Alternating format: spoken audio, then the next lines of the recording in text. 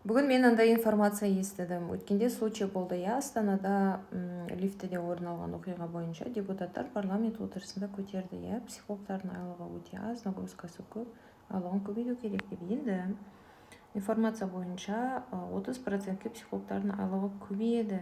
Мектептегі білмейтін кісілер үшін мектептегі психологтардың айлығы 120, 130, 135 мың теңге, сондай плюс категорияңыз төленеді деген сияқты. Енді менің есептеуім бойынша 30%-ке көбейсе де все равно мектептегі психологтардың айлығы ол 200 мың теңгеге жетпейді. Сіз қалай есептер едіңіз, мысалы 30%-ке көбейсе өзіңіздің айлығыңызды? Енді психологиялық жұмыс деген өте ауқымды ғой, ол өзінің бағыттары бар, коррекция бар, дамытуға, кеңес беру, алдын алу, ағарту деген сияқты.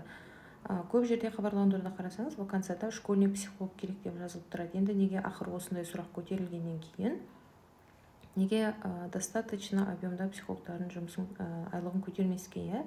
Потому что ол практикалық жұмыс жасау керек, и плюс өзінің номенклатура деласы бар, соны толтыру керек. Қағаз ол өте көп деңгейде қағаз болуы керек, потому что маманның жасаған жұмысын қағазбен ғана дәлелдей алады да қазіргі таңда.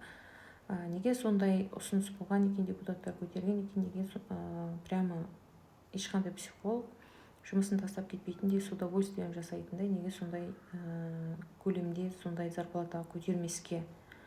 Бұл жерде психологтар бар ма? Қанша теңге аласыздар? Ауылдық жерде немесе категория менен қаншалықты зарплата сіздердің көңілдеріңізден шығады?